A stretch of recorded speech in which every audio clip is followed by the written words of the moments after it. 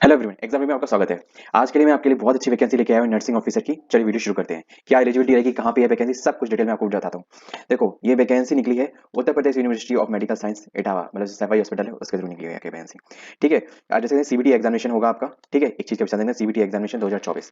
The online application is invited for the CBT 2024 for the nursing officer post level 7 की। भाई ये तो बात है, नर्सिंग में वैकेंसी बहुत अच्छी निकल रही है पिछले कुछ टाइम से, लगभग 2-3 साल से, है ना। और जिनका भी अभी जिन्होंने भी कर लिया डिप्लोमा वगैरह भी कर लिया होगा, तो उनका भी बहुत बढ़िया चांस है, क्योंकि बहुत अभी केवल यही है, बहुत जगह जगह बहुत निकल चुकी हैं। ठीक है। पे मैट्रिक्स जो हमारा रहेगा 44,900 से लेके 1,42,400 के बीच में रहेगा। अब एलिजिबिलिटी क्राइटेरिया क्या होता है, ये चीज डिस्कस कर लेते हैं। जो एलिजिबिलिटी क्राइटेरिया जो इसमें दिया गया है, वो आपका होगा बीएससी नर्सिंग। ठीक है, या फिर ऑनर्स या बीएससी नर्सिंग किसी भी अच्छे रिकॉग्नाइज्ड इंस्टीट्यूट से, और इंडियन नर्सिंग काउंसिल से आपका होना चाहिए वो एफिलिएटेड।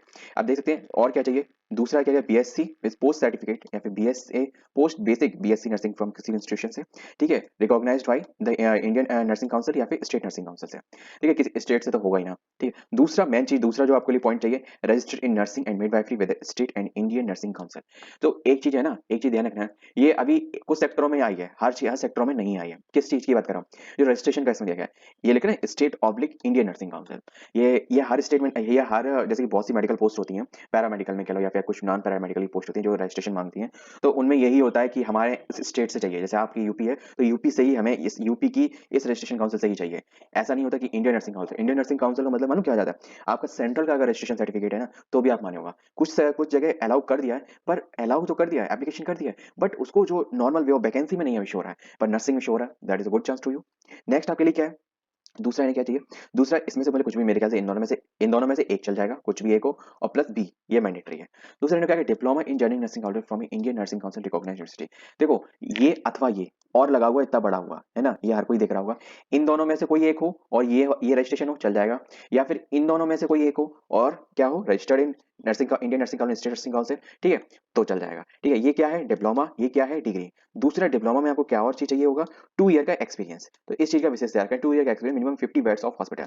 ठीक है, और registered with competent district medical authority after acquiring the educational certificate. जब आपने अपना जो ये डिप्लोमा है ये कंप्लीट कर लिया हो, उसके बाद आप कर लीजिए। ऐसा नहीं है कि बहुत से लोग को इनडायरेक्टली करते रहते हैं कि हमने पहले किया था या हमने बाद में उसमें काम करते थे तो उसका सर्टिफिकेट। नो, जब आपका सिलेबस एंड हो जाएगा, जब आपका रिजल्ट आएगा, रिजल्ट के बाद वाला।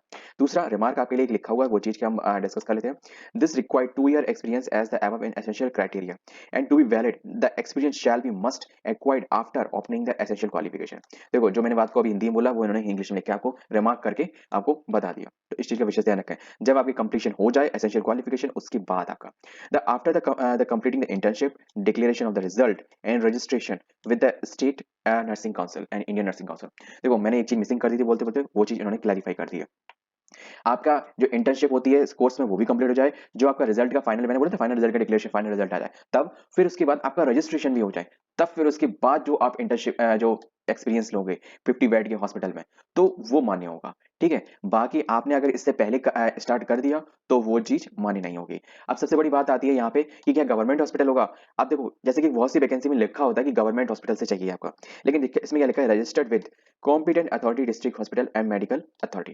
देखो, इसका मतलब ये है आपका रेपुटेटिव हॉस्पिटल है, मतलब अच्छे हॉस्पिटल से चाहिए सर्टिफिकेट। ठीक है, जहाँ पे मिनिमम 50 बेड्स का वो हॉस्पिटल रजिस्टर्ड हो। ऐसा नहीं हो कि जैसे बहुत से हॉस्पिटल में बेड्स तो 50 बेड्स पड़े होते हैं, 50 बेड्स ज्यादा पड़े होते हैं, पर वो रजिस्टर्ड 20 और 25 बेड वाला ही होता है। तो आपको जब इंटर्नशिप करनी है या फिर एक्सपीरियंस लेना है, तो उससे पहले वो अच्छे हॉस्पिटल के बारे में आप जान लें थोड़ा। ठीक, बहुत से अच्छे हॉस्पिटल होते हैं, लेकिन आप जिस ब्रांच में काम कर रहे होते हैं, वहां उतनी जो बेड्स की लिमिट होती है वो नहीं होती है। तो इस चीज का विशेष ध्यान रखें, क्योंकि जब वो आपको सर्टिफिकेट देंगे ना, तो फिर आप वो उसमें वही लिख पाएंगे जो उनके पास होगा इन रिटर्न में। अब नेक्स्ट बात करें एज, भाई कितनी एज होगी, 18 से 40। ठीक है, आपकी जो भी एज कैलकुलेट होगी 1 जनवरी 2024 से कैलकुलेट होगी। अब जितना भी SC ST and OBC and EWS certificate जो भी आपका एलिजिबल होगा, वो आपका यूपी का एलिजिबल होगा। इस चीज का ध्यान रखना है। ठीक है, अपर एज लिमिट के लिए भी और जो भी आपकी कैटेगरी वाइज जो वैकेंसी होती है उसके लिए भी। ठीक है, तो इस चीज का विशेष देखना। जो भी in case of the permanent government employ who have rendered not less than 3 year and regular basis, जिन्होंने भी 3 साल से कम काम नहीं किया है, और तो उनको 5 साल का एज रिलैक्सेशन मिल जाएगा। Minimum age in relaxable up to 5 year maximum period as per the government rule. ठीक है, तो इस चीज का विशेष ध्यान रखना। जैसे कि आपने मिनिमम, अब परमानेंट गवर्नमेंट एम्प्लॉय है लिखा हुआ है, या फिर उन्होंने लिखा है नॉट लेस देन 3 ईयर, तो मे बी यहाँ पे शायद जो संविदा पे लोग लगे हुए हैं वो भी चीज का उन्हें एज रिलैक्सेशन मिल जाएगा। ठीक है, अब बात करिए नंबर ऑफ वैकेंसी। देखो इसमें वैकेंसी जैसे कुल 535 वैकेंसी है, बट इसमें जो 500 है वो नहीं है और 35 है जो बैकलॉग वैकेंसी है।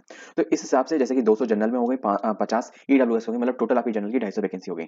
165 ओबीसी की, मतलब 135 नई और 30 पुरानी, और 109 एससी की, 105 नई और 4 पुरानी, एसटी की 11 है टोटल, 10 नई और 1 पुरानी। देखो ये चीज जो डिस्ट्रीब्यूशन हो रहा है ना, तो अब आप सोच रहे होगे कि भाई ईडब्ल्यूएस में क्यों नहीं ऐड हुई, है ना, ये 35 वैकेंसी में से कुछ, और जनरल में क्यों नहीं ऐड हुई। तो वो इसलिए नहीं हुई क्योंकि जो बची होंगी वो ओबीसी की, एससी की और एसटी की बची होंगी।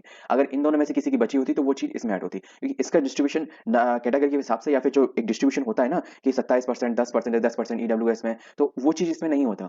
ये जो बैकलॉग वाली तो डिपेंड करता है कि जितनी कैटेगरी की बची है उसी कैटेगरी के में नेक्स्ट ईयर में ऐड कर दिया जाएगा। अब बात करते हैं कि दिव्यांग के लिए 4% वाली यह औपचारिक बौनापन, होमीफिलिया, मतलब ये सब चीजें आप अपना देख लीजिए। एक्स सर्विसमैन के लिए 5% का हॉरिजॉन्टल रिलैक्सेशन है, और फ्रीडम फाइटर पर डिपेंडेंट उनके 2% है। दिव्यांग के लिए 4% का रिलैक्सेशन है। और ये चीज जो ऊपर वैकेंसी है इन सब में एप्लीकेबल होती है, तो इस चीज का बता दें, चाहे वो यूआर का हो चाहे किसी भी कैंडिडेट का हो। अब एक चीज आप इंपॉर्टेंट आपके लिए है, तो scheduled tribe, SC, ST and OBC and EWS. देखो मैंने ओबी ईडब्ल्यूएस ऊपर लिखा नहीं था, पर मैंने बोल दिया था क्योंकि वो है, वो बाय मिस्टेक मिसिंग के कारण नहीं होगा, पर है। Other categories the horizontal reservation will be admissible as per the period of the extension and the ordinary. देखो भाई सभी में वो चीज अप्लाई होगी चाहे किसी में भी हो, ठीक है। वो चीज जो मैंने बोल दिया हिंदी में, वो चीज उन्होंने इंग्लिश में लिख के आपको बता दिया, है ना। वो वर्टिकल रिजर्वेशन होता है, ये हॉरिजॉन्टल रिजर्वेशन जितने भी, जैसे फ्रीडम फाइटर हुआ, है ना, विकलांग वाले हुए, जो भी एक्स वाई जेड, ठीक है। Application fee is not refundable, ठीक है। कितनी लगेगी फीस वो भी आप सुन लीजिए। फीस आपकी जो भी लगेगी वो 2,000 रुपए, 2,000 रुपए जनरल की, ओबीसी की और ईडब्ल्यूएस की लगेगी, ठीक है। बट एससी और एसटी की 1,200 रुपए लगेगी। अब इसमें क्या होगा, आपका 18% जीएसटी ऐड हो जाएगा, तो वो ऐड होके जनरल और ओबीसी की हो जाएगी 2360 रुपए, और एससी और एसटी की हो जाएगी 1,416 रुपए, ठीक है। The candidate belonging to the other category that horizontal, मतलब जो वो है रिलैक्सेशन, ठीक है, the shall have to pay the fee according to their original category, ठीक है। मतलब कहने का मतलब है, जैसे कि अब आपके दिमाग में ये आ रहा होगा, जैसे कि आप इनमें से इस हॉरिजॉन्टल रिजर्वेशन में से आप कोई भी चीज से बिलोंग करते हैं, है ना, तो इन्होंने कहा आपको फीस का जो क्राइटेरिया है वो आपको उसी हिसाब से देना है जो आप अपनी जो वर्टिकल रिजर्वेशन के हिसाब से आप हो। मतलब फॉर एग्जांपल एक दिव्यांग का कैंडिडेट है और वो यूआर में अगर है, तो उसको 2360 रुपए फीस देनी पड़ेगी। बट अगर वो जैसे कि दिव्यांग का कैंडिडेट है, वो एससी और एसटी का कैंडिडेट है ना, तो उसको 1,416 रुपए देने पड़ेंगे। तो इस चीज का आपको देखना है कि जो आपकी जो फी क्राइटेरिया होगा वो आपका जो प्रेजेंट एज, मतलब जो भी कैटेगरी से आप बिलोंग करते हैं उस पर डिपेंड होगा। और बाकी जो पोस्ट वाइज रिलैक्सेशन है वो आपकी जो फिजिकल मतलब जो भी कह सकते हैं हम फिजिकल इशू के कारण, या दिव्यांग, ex serviceman, dependent of freedom fighter के कारण, तो वो उस हिसाब से होगा। ये वैकेंसी का फीस में आपका जो प्रेजेंट कैटेगरी वही बिलोंग होगी। अब बात करते हैं ऑनलाइन प्रोसेस क्या फिलिंग की। देखो सिंपल प्रोसेस है, आपको रजिस्ट्रेशन करना पड़ेगा, फॉर्म फिल करना पड़ेगा, बेसिक डिटेल करनी पड़ेगी, आपको scan photo, signature and other जो रिक्वायर्ड डॉक्यूमेंट जो भी अपलोड, एक चीज ध्यान रखना है इसमें कुछ डॉक्यूमेंट्स अपलोड भी होंगे, ठीक है। मैं आपको बता दूं कि जैसे कि पहले जो वैकेंसी आई थी जो इटावा वाले हॉस्पिटल में, तो उसमें क्या था कि उसमें भी सारे डॉक्यूमेंट्स उन्होंने पर्टिकुलरली एक एक अपलोड करवाए थे। तो सेम प्रोसेस इसमें भी रहेगा, तो वो चीज आप देख लीजिए। The payment and the fees of the application after submit, fees सबसे लास्ट प्रोसेस होगा, उसके बाद ही आपका एप्लीकेशन, फिर आपका प्रिंट आउट आपको निकाल लेना है, जो कि लास्ट प्रोसेस केवल 5 स्टेप है, सिंपल। देखो इसका एप्लीकेशन की स्टार्ट 23 तारीख से हो चुकी है, लेकिन पर सही से 24 तारीख से हुई थी, ठीक है। और 14/3/2024 को इसकी लास्ट डेट है, ठीक है। अब बात करते हैं नेक्स्ट आपके लिए क्या अपडेट है। इसमें कुछ जो आपकी एज रिलैक्सेशन वगैरह जो चीज दी गई है वो सब चीजें है ना। और unreserve category will not eligible for the age relaxation, that's it. The caste and category, देखो सबसे बड़ी बात इशू होती है ईडब्ल्यूएस सर्टिफिकेट और OBC certificate, SC ST PWD, इन सबका जो जो क्रूशियल टाइम होता है वो चीज आप विशेष ध्यान रखना है। मैं इस वीडियो में आपके लिए मैक्सिमम कुछ भी नहीं छोड़ूंगा, जो भी चीज बचेगी तो वो नेक्स्ट वीडियो में बताऊंगा, मैं ज्यादा वीडियो लंबा भी नहीं करूंगा। देखो जो आप देखो यहाँ पे साफ साफ है SC ST and OBC category, ठीक है, और जो भी ईडब्ल्यूएस भी इसमें इंक्लूड है, जैसे कि यहाँ पे आप देख सकते हैं, ठीक है, ये सारी चीज इंक्लूड है। हुआ देखिए यहाँ पे लिखा हुआ fail to produce the certificate, then उसको एज ए जनरल कैटेगरी में जो भी इस कैटेगरी का क्लेम करता है और सर्टिफिकेट नहीं प्रोड्यूस कर पाता है तो उसको यूआर में डाल दिया जाएगा, या फिर उसका कैंडिडेट कैंसिल कर दिया जाएगा। दो चीजें होती हैं। देखो इसमें लिखा है advance to the cancellation of the candidate, ठीक है, तो उसका कैंसिलेशन कैंडिडेट जो कैंडिडेट है वो कैंसिल कर दिया जाएगा। अब बात करते हैं जैसे कि आपको प्रोड्यूस क्या करना है। देखो एक चीज है, the certificate of OBC must be issued after 1 September 2023। The certificate issued before this date, before this date will not be accepted.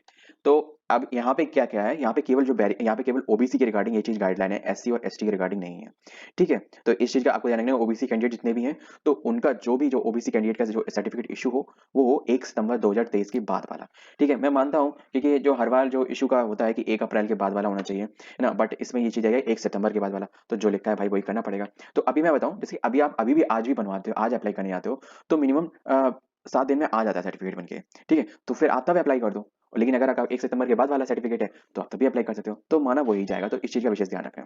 या फिर अगर सर्टिफिकेट अपलोड ना हो तो वैसे फॉर्म अप्लाई करो, सर्टिफिकेट अगर अपलोड नहीं हो तो कोई दिक्कत वाली बात ही नहीं है फिर, है ना? तो फिर आप अप्लाई कर दो, तब तक आ ही जाएगा। तो उन्होंने कहा है ना कि 1 सितंबर के बाद वाला चाहिए, ये थोड़ी ना कहा है कि मतलब अभी चाहिए। और रही बात अगर उसमें नंबर माँगता है कि जैसे कि आपका जो कैटेगरी का सर्टिफिकेट है उसका नंबर हो, तो वो तो तभी प्रोड्यूस हो पाएगा जब आपका सर्टिफिकेट बन जाएगा। तो मिनिमम तभी आप अप्लाई कर दो। आज ही अगर आपको फॉर्म भरना है और आपके पास नहीं है, तो फॉर्म भरने से पहले आपका जो सर्टिफिकेट है वो आप किसी साइबर कैफे से जाके अप्लाई कराओ। ठीक है? क्योंकि आपकी जल्द से जल्द प्रोसेस स्टार्ट हो जाए। आज मंडे है ना? क्योंकि जल्द से जल्द प्रोसेस आपकी स्टार्ट हो जाएगी। संडे वगैरह नहीं है तो इस वजह से ये चीज़ अच्छी बात है। नेक्स्ट आपके लिए क्या है, ईडब्ल्यूएस के लिए क्या चीज़ है? ईडब्ल्यूएस के लिए कोई क्रूशियल डेट वगैरह दी गई है? देखो डॉक्यूमेंट रिक्वायर्ड देखो क्या-क्या चीज़ होगा? Latest photo, passport size, scanned signature चाहिए, ब्लैक एंड व्हाइट में रखना फोटो सॉरी सिग्नेचर ये चीज़ रखना। The certificate the showing of the date of birth मतलब मैट्रिकुलेशन, ठीक है? The caste certificate if applied, आप इसमें से किसी भी कैटेगरी को बुला सकते हैं तो कास्ट सर्टिफिकेट का ज़रूर पड़े। कौन-कौन से डॉक्यूमेंट के देखो ये फॉर्म भरने में ज़रूरत होंगे, पर अपलोड कौन-कौन से होंगे ये चीज़ नहीं है। बट ये 2-3 चीज़ें तो अपलोड होंगी, फोटो और सिग्नेचर, है ना? तो इस चीज़ की वजह से डिसेबिलिटी सर्टिफिकेट चाहिए होगा, एसेंशियल क्वालिफिकेशन का लास्ट सर्टिफिकेट चाहिए होगा, इंडियन नर्सिंग काउंसिल से आपका रजिस्ट्रेशन सर्टिफिकेट चाहिए होगा, एक्सपीरियंस सर्टिफिकेट होगा चाहिए अगर आप उसको देना चाहते हैं जैसे कि डिप्लोमा वाले में चाहिए ना तो उसमें चाहिए एक्सपीरियंस सर्टिफिकेट, डिग्री वाले में नहीं चाहिए and any other certificate are required to be submit, ठीक है? तो ये सब चीज़ सारे सर्टिफिकेट चाहिए फॉर्म भरने से पहले। अगर आप किसी भी गवर्नमेंट स्टेट पीएसयू में कहीं पे भी काम करते हो तो वहां से आपका एनओसी सर्टिफिकेट भी सबमिट होगा, तो इस चीज का विजय सिंह ने एनओसी सर्टिफिकेट भी बनवा लें। ठीक है, आपकी जो हेड ऑफ द अथॉरिटी होगी तो वो चीज आपको बता देगी। तो ये रहा सिलेबस। सिलेबस थोड़ा वीडियो ज्यादा लंबी हो रही है तो सिलेबस में नेक्स्ट वीडियो में डिस्कस करूंगा आपके लिए। ठीक है। ईडब्ल्यूएस के रिगार्डिंग मैं कुछ चीज बता दूं, ईडब्ल्यूएस के रिगार्डिंग जो भी आपका रिसेंटली हो वो आप भरना ईडब्ल्यूएस। ठीक है, ये बात तो इस चीज का विशेष ध्यान रखें ईडब्ल्यूएस वाला भी सर्टिफिकेट है ना, जो आपका रिसेंटली हो वो करना। इसमें इन्होंने डेट नहीं दी है पर मे बी आपका इशू हो सकता है क्योंकि आपका पुराना नहीं चलेगा। ईडब्ल्यूएस का ये रहता है कि आपका जैसे कि अभी ये वैकेंसी 23-24 के अंदर निकली है, 31 मार्च 2024 से पहले निकली है, तो आपका जो ईयर रहेगा वो 23 और 24 रहेगा और उसका जो क्रूशियल ईयर रहेगा वो रहेगा 22 और 23। तो इस चीज का विशेष ध्यान रखें, आप अपना लेटेस्ट सर्टिफिकेट सबमिट करें। ठीक, अब ओबीसी के रिगार्डिंग इन्होंने एक पर्टिकुलर डेट दे दी है। ठीक है, तो इस चीज का अगर आप बनवा सकते हैं तो मेरे ख्याल से आप तो बनवा लें, अगर वरना कोई दिक्कत नहीं है। वैसे तो 1 साल जैसे कि 1 अप्रैल को इश्यू हो जाता है, वैसे दिक्कत इसमें भी नहीं होनी चाहिए कि जैसे कि अगर किसी का 1 अप्रैल 2023 में है, अगर बन चुका है ना? तो भी अलाउ करना चाहिए बट इन्होंने कहा है तो क्या कर सकते हैं? That must be assured after the certificate will be issued before the date will not be accept. इन्होंने सीधा कहा है इससे पहले का जो भी आपका सर्टिफिकेट होगा इश्यू तो हम मानेंगे नहीं। तो ओबीसी के रिगार्डिंग स्पेशल गाइडलाइन है तो भाई ओबीसी वाले फॉलो करना पड़ेगा आपको। ईडब्ल्यूएस के रिगार्डिंग नहीं है पर ईडब्ल्यूएस वालों को मैं सावधान करना चाहूंगा क्योंकि ये मैंडेटरी आप पे भी कभी भी आ सकती है। तो अपने पहले से प्रिपेयर होके रहें। ठीक, बाकी मिलते हैं नेक्स्ट वीडियो में इसके सिलेबस के साथ। जय हिंद।